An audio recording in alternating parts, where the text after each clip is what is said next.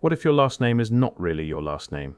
What if it is a label assigned by a stranger to a baby no one claimed?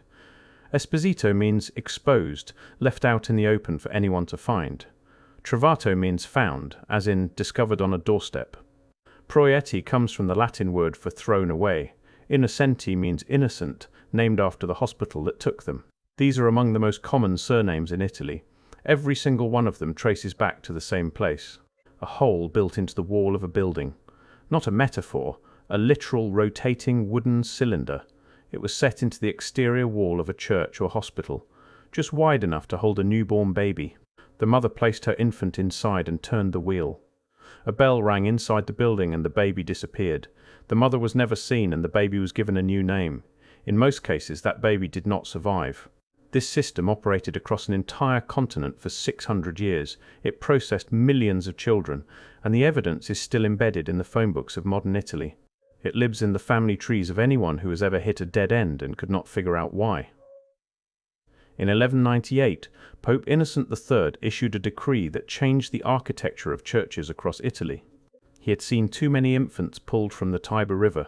Desperate mothers unable to care for their children were drowning them rather than face the public shame of illegitimacy. His solution was a mechanism called the ruota degli esposti, the wheel of the exposed. It was installed in the walls of churches and hospitals so that women could surrender their babies anonymously, without being seen, without being questioned. The idea spread. By the 1400s, Florence had one. Naples had one. Rome, Milan, Bologna.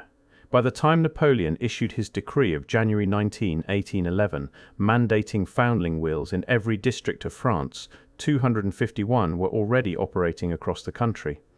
Italy had over 1,200. Germany, Austria, Spain, Portugal, Brazil, Ireland, Russia. Every major Catholic nation adopted some version of the same system. Holes in walls, bells in the dark, babies turning on wooden cylinders into buildings that were supposed to save them. I want to be precise about what happened inside those buildings, because the numbers do not allow for ambiguity, and because the economics behind them reveal something that still disturbs me. The system created a perverse cycle. Foundling hospitals needed wet nurses. Wet nurses were paid. A mother could abandon her own child at the wheel, then immediately apply for a paid position nursing someone else's infant inside the same building. She would be forbidden from nursing her own child, but she would earn wages. The institution that separated mothers from their children was funded in part by the labor of those same mothers. It fed on the desperation it claimed to relieve. In Florence, the Ospedale degli Innocenti opened in 1445. It was the first purpose-built foundling hospital in Europe. Its first child arrived on February 5th of that year. A girl. They named her Agatha. In its early decades, the institution took in roughly 200 children per year. By the late 1400s, intake had climbed to 1,000. By the time the wheel was sealed shut in 1875, the hospital was receiving over 2,000 babies annually. And the death rate, which had started at roughly 30%, comparable to general infant mortality at the time, had climbed in some years of the 1800s to 90%. 90%. 9 out of 10 babies placed into that wheel did not survive. This is not an estimate from a conspiracy forum. It comes from archival research conducted inside the institution itself. London tells a similar story with different specifics. In 1739, a sea captain named Thomas Coram finally succeeded in a campaign he had waged for 17 years. He had watched babies die on the streets of one of the wealthiest cities in the world and refused to accept it. He secured a royal charter from King George II, and the London Foundling Hospital opened its doors on March 25, 1741. 30 babies were admitted that first day. 18 boys, 12 girls. For the first 15 years, the hospital was selective. It used a lottery system. It limited intake. Mortality was terrible but manageable, around 61% overall. Then, in 1756, the British government offered funding on one condition. The hospital had to accept every child brought to it. No questions, no limits. They called it the general reception. In 4 years, nearly 15,000 children were admitted. The mortality rate climbed to 81%. The hospital could not hire enough wet nurses. It could not prevent the spread of disease. Children arrived already sick. Some carried hundreds of miles by intermediaries who charged fees to transport them from the countryside. Many arrived with broken limbs. Some arrived already gone. When the government finally ended the general reception in 1760, the hospital quietly returned to its selective admissions. The bodies were already buried. Now, someone watching this might reasonably say that infant mortality was catastrophic everywhere during this period. And that is true. In London, between 1728 and 1737, at least 32% of all babies did not reach their first birthday. Half did not live to see age 3. These were brutal centuries for children. I accept that. I sat with that counter-argument for days before I wrote a single word of this script. It almost convinced me that the Foundling hospitals were simply reflecting the conditions of their time. Then I read the Dublin numbers, and the counter-argument collapsed. The Dublin Foundling Hospital opened in 1730. Over approximately 100 years of operation, it admitted roughly 127,000 children. For every 1,000 taken in, 800 did not survive. The total death toll is estimated at over 100,000.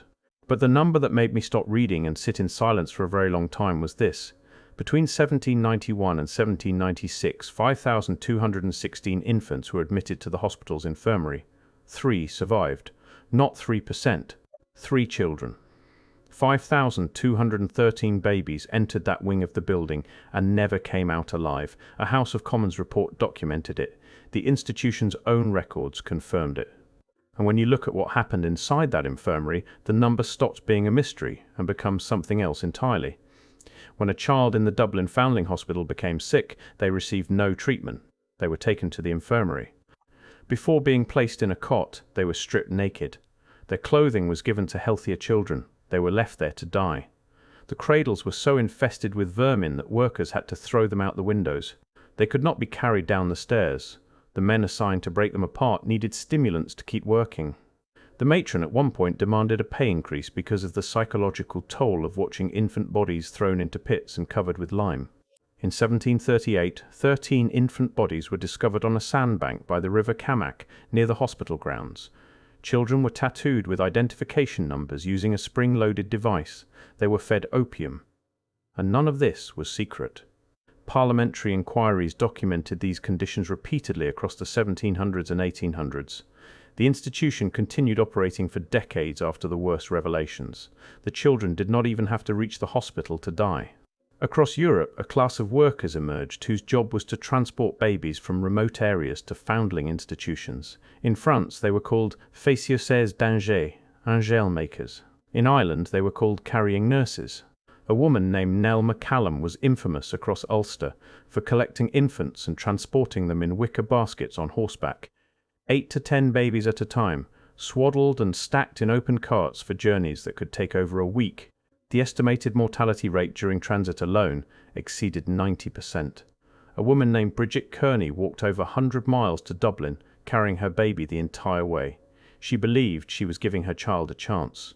She handed the infant over and walked home. She later wrote asking for the child back. The institution's records do not indicate whether that baby survived, and here is where my confidence in the official framing started to fracture. A peer-reviewed paper published in 2023 in the journal Neonatology documented something I had not expected to find in an academic source.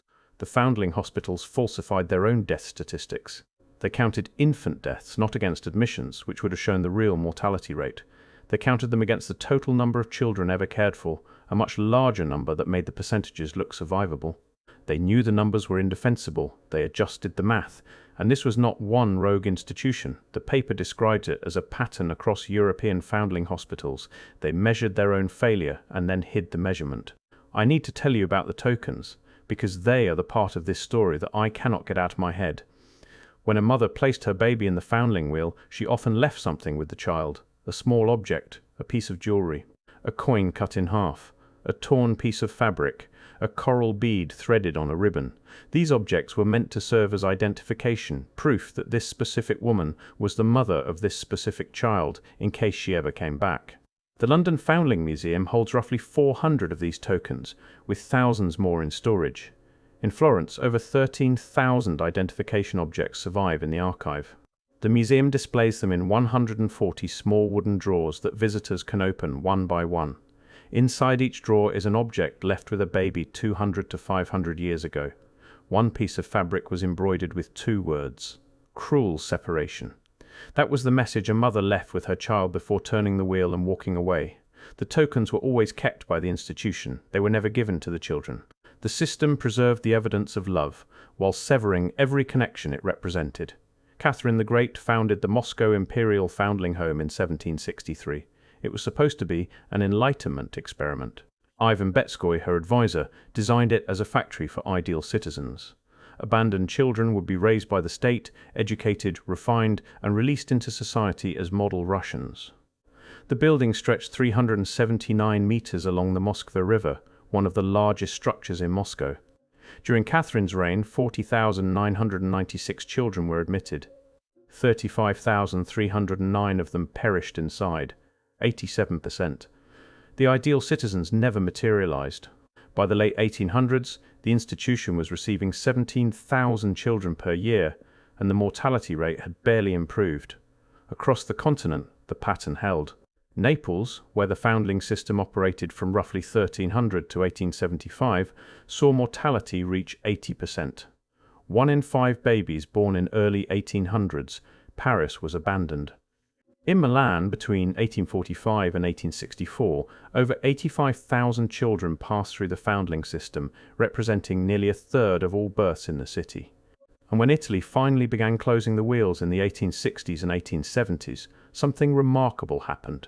An academic study published in 2025 found that closures led to a 55% decrease in abandonment and a 10% decline in infant deaths. Closing the system saved children. The system itself was the danger. I confess something. When I was deep in the Dublin records, reading about the infirmary, reading about the lime pits, I nearly abandoned this script.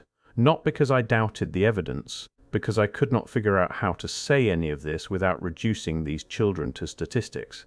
5,216 is a number, but each unit in that number was a living infant with lungs and fingers and a mother who walked away believing she was doing the right thing. The tokens in those drawers are not museum curiosities.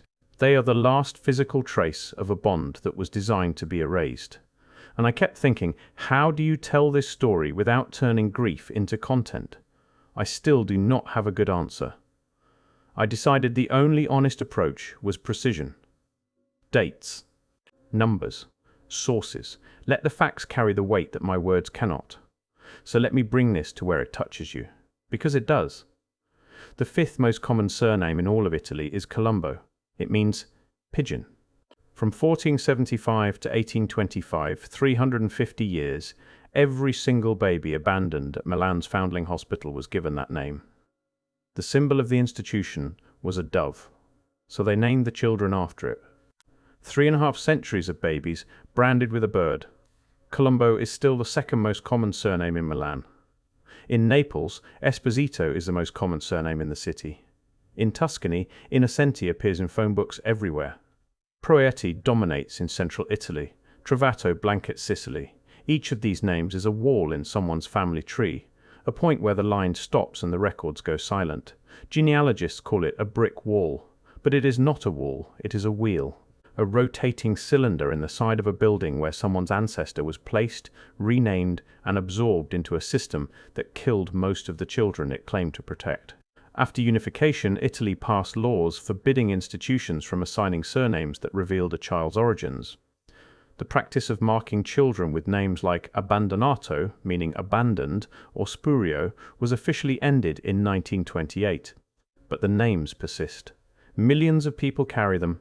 Most have no idea what they mean. Your last name might be one of them, or your neighbors, or your co-workers. The surname itself is the evidence, passed down through generations, outliving the institutions that created it, outliving the buildings, outliving the wheels. The buildings were repurposed, the records were filed in basements.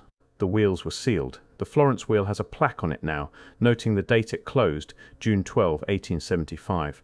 The last 2 children placed through it were given pointed names. The boy was called Ultimo Lasciati, the last to be left. The girl was called Laudata Chiusuri, praise the closure. Even the naming carried a message. The system acknowledged its own end with the same casual authority it had used to rename 100,000 children before them. The tokens are still in the drawers, the archives are still in the basements, the surnames are still in the phone books, None of this was destroyed. It was filed away, categorized, stored, and allowed to fade from conversation.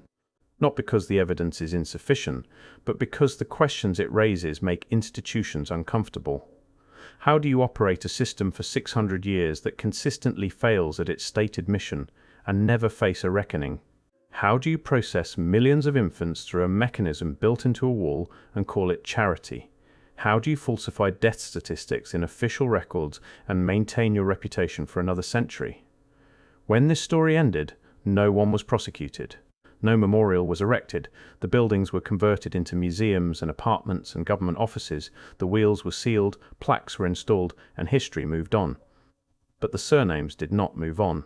They stayed, passed from parent to child across 10, 15, 20 generations. And how many people alive today are carrying the answer in their last name without ever knowing what it means?